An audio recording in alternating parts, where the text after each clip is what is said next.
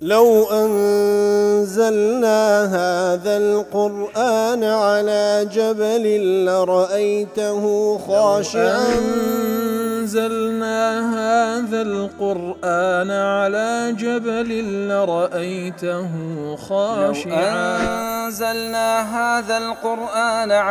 جبل لرأيته خاشعا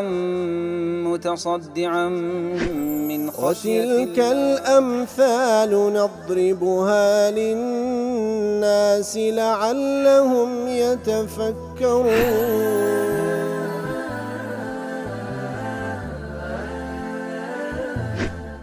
الحمد لله والصلاة والسلام على رسول الله وعلى آله وصحبه ومن والاه. السلام عليكم ورحمة الله. بەڕێزان خۆشحاڵم لەوانەی 852 لەوانەکانی تەفسیری قورئانی پیرۆز بێمەوە خزمەتتان بە مەبەستی ڕەزامەندی رب العالمین و هیوادارم ئێوەی ئازیز سوودی لەوەربگرن. أعوذ بالله من الشيطان الرجيم. بسم الله الرحمن الرحيم. وإذ نتقنا الجبل فوقهم كأنه ظلة وظنوا أنه واقع بهم خذوا ما آتيناكم بقوة واذكروا ما فيه لعلكم تتقون. بەڵێ خۆشەویستان لە سیاقی و ئاتانی کە خوای گەورە باس لە بەنی ئیسرائیل دەکا دەفەرمی باسی ئەوە بکەن و بەبیریان بیننەوە کاتێکەوە نەتەقنە الجەبەلە فەوقەهم کاتێکەوە چیامان بەرز کردەوە بەسەریاندا کەئەنەهو ظولە ئەو چیایە کە بەرز کراوە بەسەریاندا وەکو پەڵە هەورێک سێبەری لێکردن وظنوا أنه واقع بهم ئیتر ئەوان گومانێکی بەهێزیان لۆ دروست بووکەوە ئەو چیایە بەسەریاندا دەکەوی ئینجا بەو شێوەی عەهد و پەیمانیان لێوەرگیرە خذوا ما آتيناكم بقوة ئەوەی کە پێتانمان بەخشێ لە عەهد و پەیمان بە عەزیمەتەوە وەری بگرن واذكروا ما فيه و ئەوەی کەوا تێیدا یادی بکەن و لە بەرچاوتان بی و کاری پێ بکەن لعلكم تتقون تاوەکو بەوی تەمای ئەوەی کەوا تەقوا لە دڵ و دەروونتان دروست بی. دیارە وەکو لە معارج تەفەکوڕ دەڵێ ئەو ئاەتە چەند ئاەتێکی تریش هەیە لە قورئانی پیرۆز لە باقی سوورەتەکانی دیکە زیاتر ئەو حادیسەیەمان لۆ باز دەکاتن جا وەکو بەو شێوەیە دەڵێ ئەو چەند ئاەتە کە خوای گەورە بەو شێوە باسی کردیە دەڵێ ئەو ئاەتانە المتەکاملات الدلالات فيما بينها کە هەمووی پێکەوە دەلالەت و مانای تەکامل و ڕێکوپێک و تەواو دەبەخشی هي أن بني إسرائيل بعد خروجهم من مصر بني إسرائيل لدواي درتونيان لمصر ولدواي وكا خواي جور سبحانه وتعالى لفرعون جنود فرعون نجاتي دان بو معجزي كوا همومان ديزان كخواي جور باسي كرديا كاتي كوا أوان حصر بون لنيوان بحر لنيوان جيش فرعون خواي جور ريجاي لناو بحر دالويان كردوا أوان برينو لدواتر بەبەرچاوی خۆیان دیتیان کەوا ئەو بەحرە کوێک هاتەوە بەسەر فیرعون و جنودی فیرعون ئیتر کاتێکەوە ئەویان بە چاوی خۆیان دیت خوای گەورە ئەو موعجزە گەورەی نیشانیاندا و ئەوانی نەجاتدا و دوژمنەکانی بەو شێوەی لەناو برد ئەجاوکە ئەو دەڵێ ئوصیبوا بداء الولد المدلل على أبيه وأمه دەڵێ ئەوان تووشی دائێک بوون تووشی دەردێک بوون وەکو دەردی ئەوەی بلا تشبيه منداڵێک کە زۆر نازی درابیتێ لەلایەن دایک و بابیەوە الذي يريد أن يحقق له ما يشتهي دواما منداڵێک کەوا زۆر نازی درابیتێ لەلایەن دایک و بابیەوە طبعا پێخۆشە هەموو ئەو شتانێک کە ئەو دەیەوێ لە بۆی جێبەجێ بکرێت دون أن يتحمل هو شيئا من التكاليف والواجبات ئەو منداڵێک کەوا زۆر بەنازە لەسەر دایک و بابی پێیخۆشە هەموو شتێک لە بۆی دابین بکرێ بەبێ مقابل بەبێەوەی هیچ واز بکەوت سەرشان ببێەوەی هیچ تەکلیفێک ئەو تەحمل بکە مقابل تكريمه والعناية به وتخليصه من أعدائه وخصومه. ئیتر بەنی ئیسرائیلیش وەکو ئەو منداڵە مودەللەیان لێ هات وەکو ئەو منداڵە بەنازیان لێ هات پێیان خۆش بوو هەوەی پێیان خۆشە لۆیان جێبەجێ بکرێ بەبێ ئەوەی لە مقابل ئەو ڕێز لێنانەی خوای گەورە سبحانه وتعالى هیچ واجبێکیان بکەوتە سەرشانی ويريد دواما فعل خوارق العادات من أجله ئیتر ئەو چاوەڕوانی دەکردکەوە بە بەردەوامی وەکو معجزات وەکو ئەو معجزەی لەبەر چاوی خۆیان دیتن کەوا خوای گەورە کوف بەحری لۆ شەقکردن و ئیتر ئەوان تێدا پەڕینەوە فیرعەون تێدا غەرق بوو ئیتر ئەوان وایان لێ هاتکەوە بەردەوام چاوەڕێی ئەوەی بوون بە معجزە خوای گەورە ئەوەی ئەوان دەیانەوێ کە خارق العادە و لەتوانێت بە شەردانی خوای گەورە بۆیان جێبەجێ بکە لە مقابل داوان هیچ تەکلیفێکیان لەسەرشان نەبی لێ دەڵێ ئەوان بە موسایان دەگوت عەلەیهی سەڵات وەسەلام وەکو لە سوورەتی ئەلبەقەرەدا ئەرینە الله جەهرە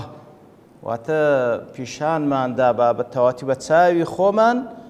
الله ببین سبحانه وتعالى وهروە وەکو دەفەرمی وقالوا لن نؤمن لك حتى نرى الله جهرة كواتا أويد كان طبعا لسورة النساء أو لسورة البقرة دانقو إيمانة بيناينين اتباع أدناكن حتى خوابت سايخو مع النبيين إتر ما بس تشان أو باعتبار يعني بوشوي اتباع دكتا الله سبحانه وتعالى بتسايخو من ببينين الله سبحانه وتعالى فرمان من بيبكا كوا إيمان بموسى بينن سبحان الله أو دا وكاريان بو لمقابل دا خواي جور السزايدان بوي كوا فأخذتهم الصاعقة وهم ينظرون وكل سورة البقرة دا فرمي صاعقة وعذابك لأسمان هات خواري بتساي خوان بينيانو فأماتهم كشتياني ثم بعثهم الله من بعد موتهم باشا خواي جور لسان زندياني كردوا وكانت هذه موتة تأديب وتربية إتر وكو معارج لا تفسير معارج دلي أو عذابها السريان أو مردنه شي يكزاري شي نبو بالكو مردنه شي تأديبي بو لبو پروردة كردنيان بو وحل لبعض عقدة الدلال التي في نفوسهم وأوجري كوريك وكو منتك وكو نازق لنا ضليان دروز بو باعتبار لسر خواب كون والعياذ بالله تاوكو أو عقاب أو مردني بتاعي خوان ديتيان أو جري كوري بكاتو بس تشيتر أوندا ناز نكن بوي تصاوري من هموشتك بمعجزات لبوان جيب هيز مقابلك بلام لقل أوش لم يتخلصوا من عقدة الدلال هذه أو جري كوري هشتا لضليان نبوة وأرادوا أن تكون منزلتهم عند ربهم تفضيلا وتشريفا دانويس أوان دائما مكانتي شان لا إخواي قورها بي مكانتي ريز لينانو دياكر نوان لخلشيتر دون أن يتحملوا في مقابلها واجبا ولا تكليفا ببي أوي لمقابل دا أوان هيز واجب التكليف شان سرشان بي بيد أن الله عز وجل إنما فضلهم على شعوب زمانهم الوثنيين طالما كخواي قور سبحانه وتعالى وكل سندين زي عند فرمي وفضلناكم على العالمين لسر عالمي زماني خواي قور أوان تفضيل كردبو كوا عالمي زماني أوان هموي وثني وتنها أوان تيدا خوا برزبون لبرتي تفضيل كردبون بتي تفضيل كردن ليحملوا الشريعة ومنهاجه تاوكو الشريعة منهاج خواي قور هالبقرن ويعملوا بهما تاوكو كار بالشريعة منهاج خواي قور بكن وليدعو الناس إلى دين الله تاوكو دعوة بكن لبو خلشي خواي قورا لبو خلشي لو لا منهج خواي قورا مقدمين أنفسهم للناس على أنهم قدوة الحسنة إتر بخوان دبوا قدوة وبيشنجي تاقبن لبو جيب كردني ديني خواي قور لسر خوان أو زاد دعوة بكن لبو لاي أوي كوا خلشي جبام بكن لبو أو منهجي كوا منهجي خوايا فلما أنزل الله عز وجل تعاليم الدين على موسى كاتكوا خواي قور التعاليم أو ديني لسر لبو موسى دابزا عليه الصلاة والسلام بو كتابي كوا كتوراة كلفه أن يبلغهم إياه إتر خواي قور سبحانه وتعالى تكليف لمساكر كوا بيجيني تبني إسرائيل وأن يأخذ عليهم العهد والتكليف لكر كوا عهد بيمانيا ليور بقري بأن يعملوا بما فيه عهد بيمان لبني إسرائيل وربقري كارب كان بو توراتك بيان بخشرا ولا يخلوا بما أوجب عليهم تاركين ولا بما حرم عليهم فاعلين كواتا عهد بيمانيا اللي وربقري كواتا خواهي والتكليف لمساكر عليه الصلاة والسلام كوا أو منهجي رابقيني با بني إسرائيل وعهد بيمانيا اللي وربقري بوي كوا بهيج شويق واجبك كواتي درسنا واجب كرا وازلينينن وياخذ شتيك رساليان حرام كرا بهيج شويق أنزامي ندن فأسمعهم موسى عليه السلام تعاليم الرب ووصاياه. إتر موسى عليه الصلاة والسلام فعلا وكخواي جور فرمان بيكردبو بياني راقيان واتا أويك خواي جور بي فرمو بو بياني راقيان، وطلب منهم أن يعاهدوا الله على حفظ هذه الوصايا وداوای لێکردن عهد و پەیمان بدەنە خوای گەورە ئەو وەصایا و ئەو شەریعەتەی خوای گەورە سوبحانه وتعالى پارێزگاری لێ بکەن والعمل بها کاری پێ بکەن. فأبى جمهور بني إسرائيل الالتزام بالتعليمات والوصايا الربانية. بەڵام جەماوەری واتە بەگشتی جەماوەری بني إسرائيل ئیبای کرد واتە ئینکاری کرد ئامادە نەبوو التزام وبابندي هبيتن بتعليمات كان خوي سبحانه وتعالى، وأرادوا أن يستمروا في حياتهم على أهوائهم وشهواتهم، بلكو بيان خوش بو بابن نبن با أو شريعتي خوي كذا فنوابكن وامكن بلكو بردوام لجياني آساي خوان أو بيان خوش بيكن وكو مدللا على ربهم شعبا مدللا على رب وكو قليك تعامل بكن نازه لاي پروردگاري يعطيهم تفضيله دون أن يؤدوا في رحلة امتحان في الحياة الدنيا واجبهم تجاه ربهم. كواتا أوان أو هايان دويس وكو ملتك نازيشي هبي لسر خواه سبحانه وتعالى أوي أوان ديانو خواهي يقولوا يامكا بمعجزات لا مقابل دا هز تكليفية شان لسر شان النبي. فرفع الله فوق محلتهم النازلين بها في سيناء جبل الطور. إتركاتي كوان لا أو زيقاي كوان تيدا دابزيبون لسيناء تياي طور وتشيوي طوري بسريان دا برز كردو بفعلي لرفضهم إعطاء العهد على الالتزام بشريعة الله. سبحان الله. لبروي كاتك وموسى بيان راقان دبي أنقو بابن بن بشريعتي خواي قولوان رفضيان كردوا خواهي قولة شاوي طوري بسريان دا برز كردوا. وقال لهم موسى عليه السلام بلاغا عن ربي إتر موسى بياني فرموك تبليغ لله فالوردقاريو خذوا ما آتاكم الله من وصايا وأحكام في كتابه بقوة. إتر موسى عليه الصلاة والسلام فرموه خواهي قولة فرمي أوي كوا لكتابكي خواهي قولة هاتيا بيست بعزيمته وري بقرن وعاهدوا على العمل بما جاء فيها. عهد بيمان بدن كواكار بكن بناوروش أو كتابي أو يلقي الله هذا الجبل عليكم فيهلككم. عهد بيمان بدن كوابابن بن بشريعتك إخوائي قول أجرنا أو تشيوي تورك إخوائي قول برزي كرتوا بسرتان دادي خيتنو بهلاكتان دبا.